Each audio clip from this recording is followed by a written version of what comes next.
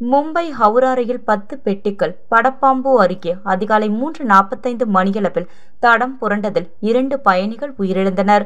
மேலும் 12 பேர் படுகாயம் அடைந்தனர். காயமடைந்தவர்களுக்கு ரயில்வே மருத்துவக் குழுவினர் முதலுதவி அளித்தனர். அவர்கள் இப்பொழுது சிறந்த சிகிச்சைக்காக சங்கரதார்பூருக்கு அழைத்து செல்லப்பட்டுள்ளனர் என்று அதிகாரிகள் தெரிவித்தனர். தடம் புரண்டது குறித்து தகவல் தெரிவிக்கப்பட்டதை அடுத்து மீட்பு குழுக்கள் உடனடியாக சம்பவ இடத்திற்கு விரைந்து மீட்பு மற்றும் நிவாரணப் பணிகள் நடைபெற்று வருவதாக அதிகாரிகள் தெரிவித்தனர். ரயில்வேயின் மூத்த அதிகாரி ஓம் பிரகாஷ் சரண் கூறுகையில், சரக்கு ரயில் ஒன்றும் அருகிலேயே தடம் புரண்டது.